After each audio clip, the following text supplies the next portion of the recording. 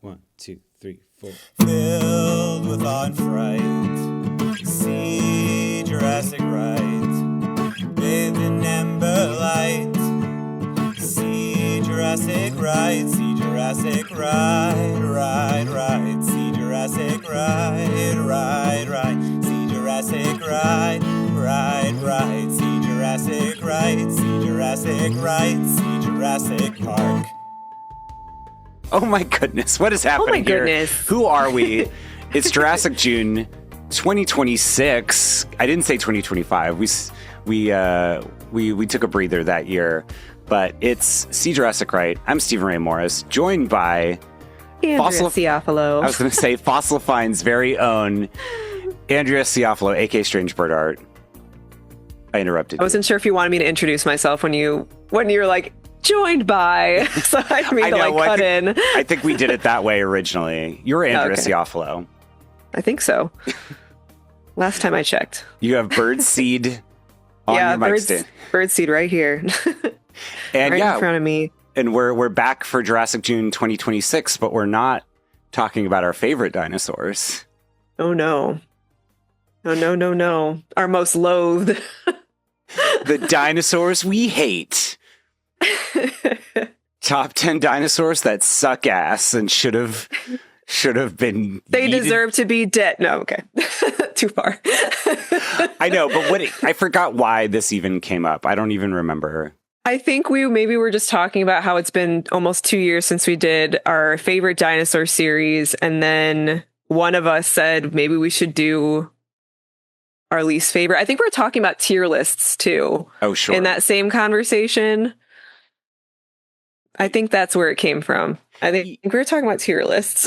Well, and it's funny because I think, so that original series, if you're just checking in, Andrea Ciofalo, aka Strange Bird Art, and I have to say the whole thing. You hear it at the end of basically every episode. We talked about our favorite dinosaurs in the style of the dollop, basically. A little homage to Gareth Reynolds and Dave Anthony, teaching each other about our favorite dinosaurs because we want to learn. And obviously, since then, we've gone on to do many episodes. Gosh, now I think have we done maybe, well, not including, there's a lot of things. If you're a Patreon subscriber, Fossil Finds, we do dinosaur news. So we're bringing it back around. We're going to learn about our least favorite dinosaurs because I don't know. I feel like why not? When you don't like something, part of me wants to lean in and be like, wait, maybe I do want to learn about this thing. So yeah. So let's just jump in. Yeah, I'm excited. I'm going first, right? Yes. Okay. Well, 125 million years ago. Was that a good Dave Anthony? 125 million years ago. Early Cretaceous, Spain. As paleontologist and author Steve Brusatte says at some point in one of his many books, Carcharodontosauria is a hard fucking name to pronounce. Yes. But this is the family, genus more specifically, that my least favorite dinosaur resides in. Our very own Andrea Ciofalo described my least favorite dinosaur by saying, it's like someone tried to taxidermy Spinosaurus without knowing what Spinosaurus looked like. Oh, it's Trogdor's unemployed cousin, Lenny. Get a job, Lenny. Get a job, Lenny. A DinosaurAday.com starts their entry with, Concavenator was a weird dinosaur for a variety of reasons. Yes, Concavenator Cor corvatus is a weird fucking dinosaur for many interesting reasons, it turns out. So, Andrea, do you know anything about Concavenator? Not really, honestly. Not really. I'm familiar with the name and that it's a weird little guy, and that's about it. And I have a toy of it here. Oh my goodness. It's actually a very nice toy. It's the Hammond Collection. Collection. That's a very nice looking one. Yeah, it's the Hammond Collection. Spoiler about media portrayal later in this episode, but yes, we'll get into it. But yeah, for listeners, I have the beautiful Hammond Collection toy, Concavenator. And yeah, look at this big, weird sack of sails and humps. Dinosaur toys really have come a long way. Just the plastic, Yeah, just because that's what I was looking at for when I was researching mine. I was like, wow, yeah, no wonder I hated this dinosaur. The toys were fucking ugly. Yes, I can't wait to get to your next episode to hear about your least favorite dinosaur. And also, I feel like the name Carcharodontosauria.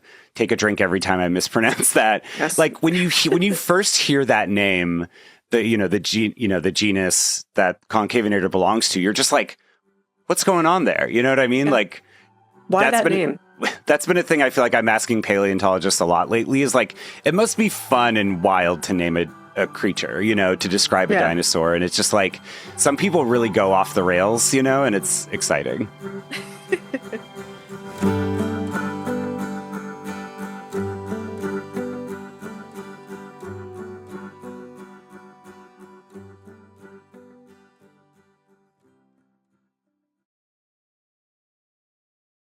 So yeah, one of my favorite things about this Carcharodontosauria is that, like you just said, it's kind of a little guy at 16 to 20 feet long and estimated to be 700 to 800 pounds. They basically stood at people height, which I guess would be scary even with this goofy sail hump thing. Yeah. Other Carcharodontosauridae, this is just the one of many I'm going to... Anyway, So other Carcharodontosauridae include Jurassic World's Giganotosaurus, parentheses, the Joker dinosaur, Acrocanthosaurus, and of course, Carcharodontosaurus. Some of these were the biggest meaty boys of their day throughout the Cretaceous. So besides being much smaller than its cousins, Concavenator is mainly known for having the half-sail hump thing with more of a sail starting to go down the tail. There's like a U shape almost, basically, in a lot of the depictions of Concavenator. The theory from this hump, of course, comes from the evidence, which is that basically there was like 2 extra tall vertebrae right before its hips. So it was like spine being like, boop, boop, and then back down. You're like, what's happening? What is that? What is that? People talk about Spinosaurus and other sail-backed creatures. Like there's a very obvious like slope. You're having you got your bell curve. You got your however it's depicted, but it is very like gradual. This is just like loop. It's like a backwards fin. Yeah. Like shark fin. But what's Concavenator going to do with all that junk inside its trunk? As the great poets, the Black Eyed Peas, once asked in their 2009 hit, My Humps. It turns out, when I thought about the phrase My Humps, I was like, I got a good hook. It turns out Concavenator's hump/sail combo is part of the great game in paleontology that asks, and repeat after me, for display or thermoregulation.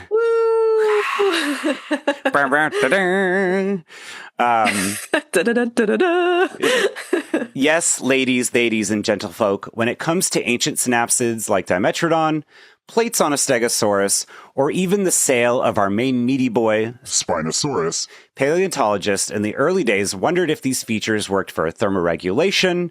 First, the way that they initially thought was, when dinosaurs were thought of cold-blooded lizards, they were like, ooh, big solar panel, like warm up in the sun. However, we know now that most dinosaurs would be closer to endothermic, warm-blooded, especially the type of predator Concavenator was. So maybe it worked more like the way elephants' ears release a ton of heat from their body to help them to cool down.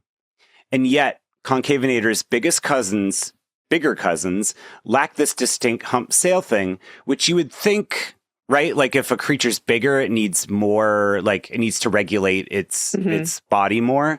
But just picture Sir David Attenborough saying, happy belated birthday, by the way, saying this, the sail was probably to help this dinosaur get laid. Or it could have been used to store fat during the lean times, as other paleontologists have theorized. But with only one specimen ever found, we'll get to that. The jury is still out on this. And that's been another game of for display or thermoregulation.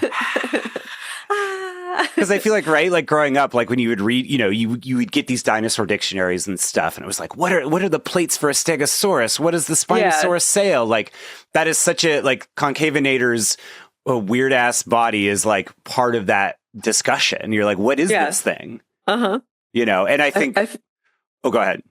Oh no, I was going to say I have a similar game that we play with my dinosaur, but not thermoregulation, but something else. But it's And I feel like it's So it's, what is this function? We have no idea. Here's all the theories. Yes. Yeah, totally. And yeah, I feel like when I was sending you Concavenator art, there really is there's like a unifying theme, which is that hump to then hump sail you into the like tail part. Mm-hmm.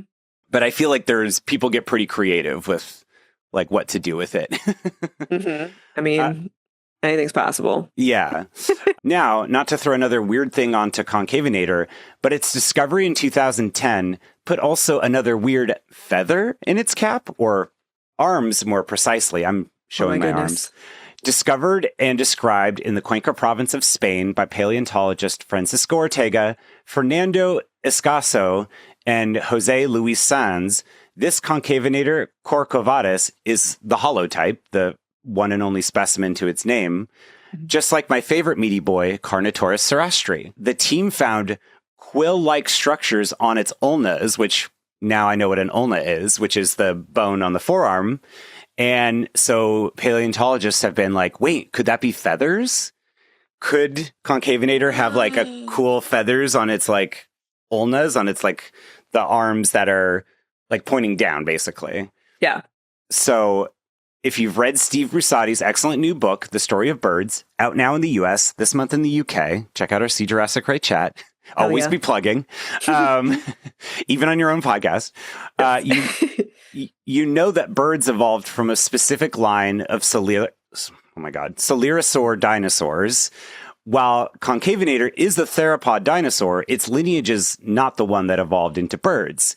Many scientists and SciComm folks commented that perhaps that these like quill-like knobs that were found on Concavenator were just that, were quills. So they were like a lot of the SciComm folks and paleontologists usually use like Psittacosaurus as an example. Mm-hmm. It's that early ceratopsian that has the like quill on its tail. On its back, or it's like lower back or something. Yeah, or is it tail? Okay. It like kind of tail to kind of going up. Mm-hmm. But also, I just as a child, always wanted to learn how to pronounce Psittacosaurus because it has the P. So I was like, Psittacosaurus. I feel like that's how I pronounced it. Psittacosaurus.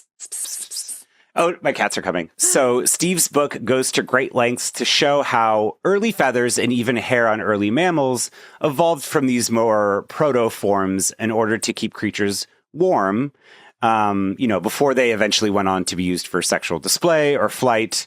Maybe Concavenator just had chilly arms on the cool Spanish nights. He needs a sweater. Yeah, just little arm sweaters. Yeah. Oh, he has gauntlets like the ones that Aragorn steals from Boromir. Yeah. I mean, grave robbing. Oh, look at his wallet. I'm sure he would have wanted him to have them. Let's hunt some orc. Anyway, but yeah, isn't that interesting that like... Yeah. Because that's the other thing I feel like we've talked to before on this podcast, and even especially on the Fossil Find series, where convergent evolution or things like popping back up again. And so people are like, people want like a very clean narrative, and so it's like, wait, why would Concavenator have feathers? That didn't evolve into birds.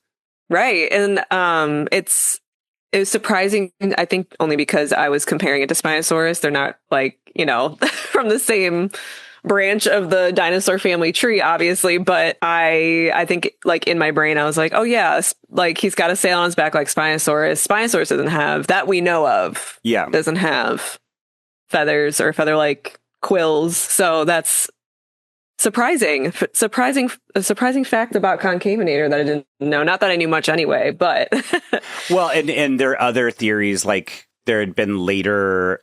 They haven't discovered any other specimens, but people have gone. That's a big theme in paleontology too. Is like people going back and looking at the original data or getting new technology to scan. Zoom and enhance.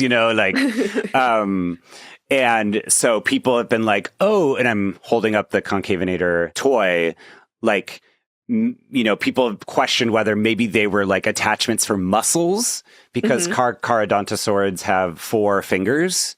Okay. And, again, I struggle with meaty boys sometimes because I'm like, oh, they all kind of look like cool meaty boys, but like obviously Carodontosauridae are like very different in some ways than like like you said, Spinosaurids or Tyrannosaurids or, earlier things like Allosaurids and Dilophosaurs and stuff. But yeah, some paleontologists were like, oh, maybe it is muscle attachments. But then the way that again, like paleontology, just the way you have to piece everything together. It's like, well, no, and I didn't get into this super deeply just because it's almost beyond my own comprehension of like, well, the way that the specimen was dug out and it was like crushed under the weight of time. Like some people were like, well, was the arm this way or this way, and comparing it to other specimens. And like, so basically the jury at this point is more like, for all intents and purposes, it looks like the ulna and those knobs that they found are facing down. So some people were trying to argue that it was like facing the other way and stuff, which could explain other things. But yeah, it's there's some papers out there you could probably dive into. If you really if this makes you love Concavenator, ooh, there's can you imagine what a plot twist? It becomes my favorite dinosaur. He is a meaty boy, but he doesn't have feathers, and his arms aren't as weird as some of your favorite guys. That's okay, but he's got that sail is perfect lumbar support for you to ride him into battle. Yeah, you sit in between. Yeah, you sit right there.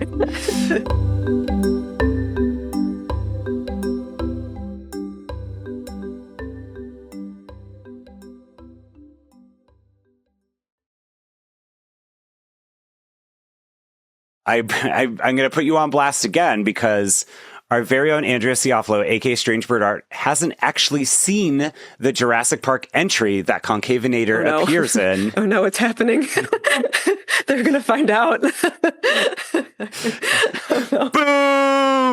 You're a phony! You're a big fat phony! I'm a fraud, and they all know I'm a fraud.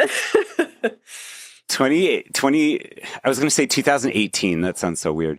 2018's Jurassic World Fallen Kingdom currently ranks number 3 in my overall Jurassic franchise ranking, below the original, of course, in Jurassic Park 3. Happy 25th anniversary. The high opera of director J.A. Bayona's animal rights / volcano / haunted house movie, middle chapter of the original Jurassic World trilogy, easily introduces many new ideas and interesting themes to the franchise, if I do say so myself.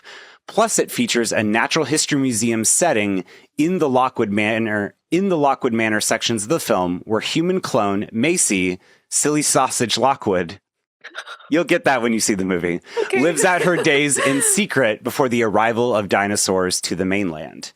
So, and I'm holding the toy up again, Concavenator is featured on display in the background, and controversially, fans are unclear whether it's a taxidermy dinosaur or merely just a statue. In the film, they are styled straight out of a typical natural history museum. Think kind of like dark room with like the, mural wall painting with like some shrubs and plants, and then it's like standing in the middle. The big, like the dioramas in the Field Museum with all the, like the hall birds. Is that what you mean? Yeah, totally. Yeah. Yeah, every natural history museum has like a dark hall with a bunch of old taxidermied animals. Really old stuff.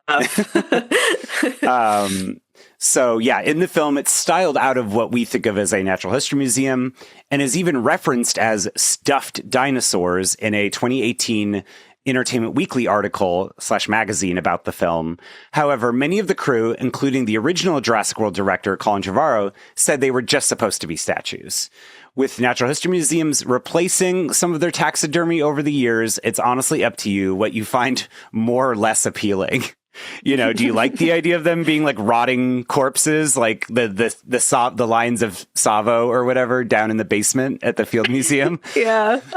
Imagine like finding a taxidermist to do that, first of all. Do you think you could taxidermy this dinosaur? Yeah, like, first of all, that thing is like massive.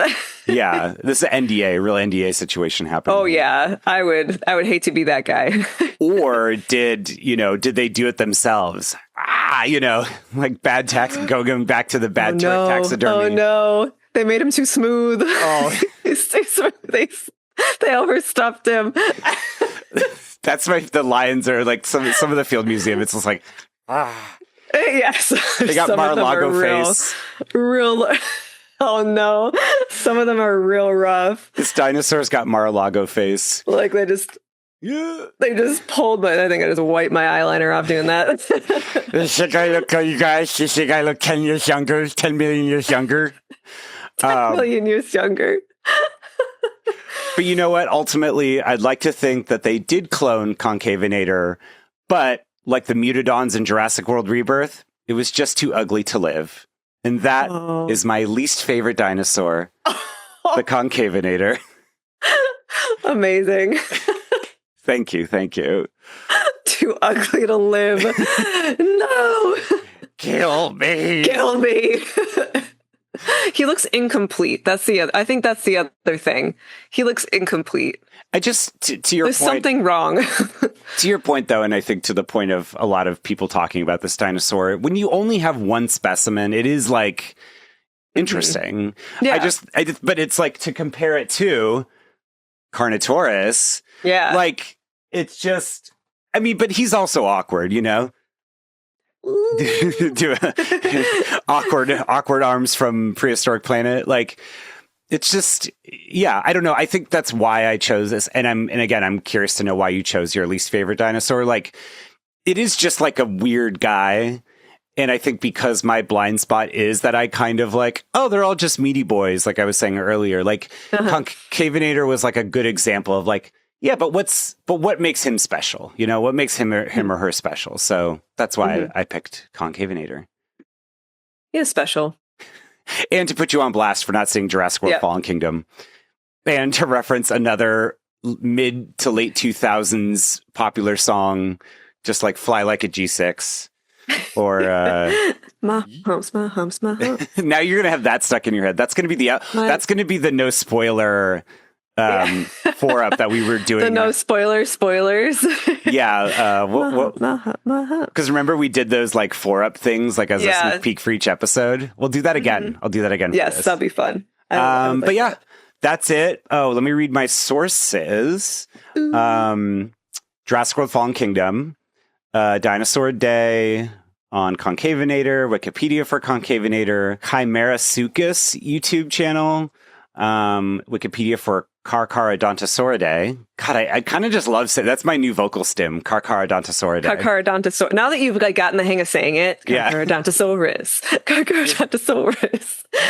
Concavenator for the Jurassic Park fandom, Dino Basics YouTube, Epoch Now YouTube, Orexis Gigas fan YouTube. Yeah, there's really no other portrayals in media when people like.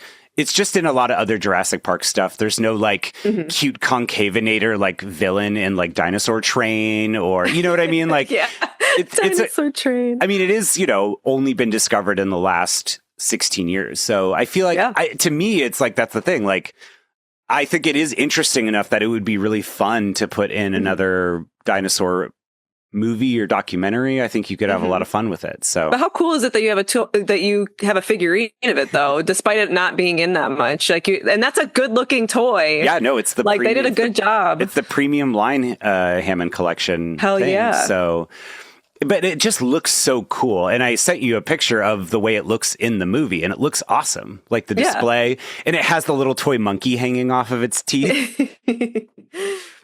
But yeah, so that'll be your homework is to watch Fallen Kingdom finally. And we'll do the big Fallen Kingdom episode. Yeah, we will. I'll be like, I finally watched it, guys. But yeah, I think in the original series we had people say if they also like this dinosaur, but I think it's more fun if people get mad at us. They're like, no, Concavenator's my favorite. I know. I have a feeling people might be upset about mine too, just because it's a lot more prolific. It's pretty, yeah. But I think that's, again, the idea of this series was we wanted to learn more about, we wanted to stick our hand in the box and like do, you know, we want to be controversial. Yeah. We're doing rage bait. Yeah, we're rage baiting people with this episode. I think I pronounced it correctly. I mean, that's Carcharodontosaurus or Concavenator. Oh, Concavenator. Yeah, I wanted to say Concavenator, you know, or something like very sexy, but it's Concavenator. So anyway. It makes me think of clavicular, unfortunately. No, he's hump maxing Oh. or sail maxing, maybe, you know? Gave me the ick again. Anyway, speaking of the ick, what's your least favorite dinosaur that you're going to talk about? Well, on speaking next of humps. Speaking of humps. Oh, yeah, these are two separate episodes. I'm sorry. Yeah. So we're cutting. Okay, we're stopping here. Okay. Yeah, we're stopping here. But I was about to just like segue into what like my thing. Well, you'll find out, right? Yes, you'll find out. Yes, you'll find out. Speaking of humps, though, I actually did genuinely forget if we spoiled it on the at the end of the episode leading into the next one. Let's not do it. Yeah, let's. We might have, but that's fine. I'm just going to keep it shrouded in mystery again. 2026, new year, new us. Even though it's June, halfway year, halfway us. Yeah. You know, it's like the difference between the Two Towers and the Return of the King book. They were like, you know what? We can't pretend Frodo is dead for a year. Like Elijah Wood has to do press. You know what I mean? Between the different, Two Towers ending with Frodo potentially being dead. But, we didn't, in the 50s or the 40s when Lord of the Rings was published, people made buttons called Frodo Lives at the time. Oh, that's fun. Because they had to wait a few years, I think, in between Two Towers and Return of the King. Yeah. Whereas, they were like, we need Elijah Wood on the press tour. Like, we know he's coming back. Like, we can't just leave Frodo out. Yeah. I mean, they even really spoiled that Gandalf was coming back in Two Towers after Fellowship. Oh, they did? I think so. I feel like it was pretty... I mean, the books have been out for a long time. The spoilers have always been there. Yeah. But, yeah. No, I mean, I almost managed to not spoil some of the Wicked stuff for myself. I'm proud of you. But then in the marketing, they were like, oh, let's cover Jonathan Bailey with, like, all of his photos and his character are, like, covered in hay. And you're like, or straw or whatever. Why did they do that? Yeah. And all the, what's his face? Ethan Slater, like all of his stuff had metal. And I was like, oh, I think that they're the Scarecrow and the Tin Man. Good job marketing. Spoilers. Anyway, where can they follow you? Andrea Ciofalo, aka Strange Bird Art. Strange Bird Art. At Strange Bird Art on everything. Doing some lovely paintings over on social media. Those harpies, I'm obsessed with them. Thank you. I'm obsessed with making them, and I'm excited to get back to them once I finish the artwork for these episodes that I'm very excitedly working on. It's funny because I haven't done digital art in a hot minute. Like, probably since our Jurassic June series. I think I was like, that's enough screen time for a while. And then I just didn't really do much. I maybe had done some things here and there, but I haven't done something like this since then. And I kind of forgot what to do. I love it. Yeah, I sketched it and I was like, how the fuck did I build, it's obviously a different process than doing actual physical painting. So I'm like, how the fuck did I do this? And I'm back in the groove again. I found my my flow. Oh, I'm excited. So now we're going. Okay. Now we're going. Meanwhile, you're producing these beautiful oil paintings. And the harpy one especially, I've been sending to everybody I know. I'm like, look at these harpies, they're cool. And thank you. Most of the people I've been sharing them with have been like, it me. It's me. Yeah, it's me. I'm it. But yeah, Stephen Ray Morris and all the things. You can check our Fossil Finds Patreon only series where we talk about dinosaur news. I'm catching up and editing them right now as we speak. Ooh. And yeah, we tell you it's basically this, but we just turned it into a series about dinosaur news. Hell yeah. So if you like this, then go check us out over there. It's only $7 a month. And yeah, hold on to your butts and fuck your favorite dinosaur. No, wait. Tell us your least favorite dinosaur. Your favorite dinosaur deserves to be extinct. Oh. Okay, we're out. We out. Mic drop.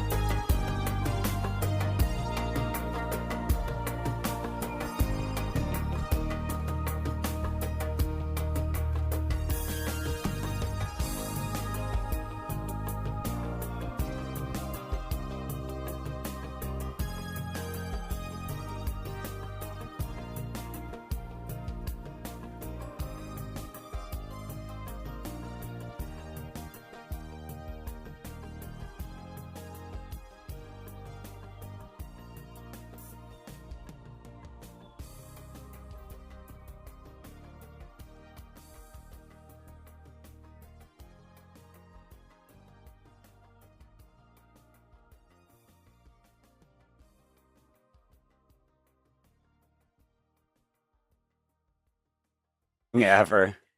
It's not quite wide enough for the stand to fit on it, so I kind of have it.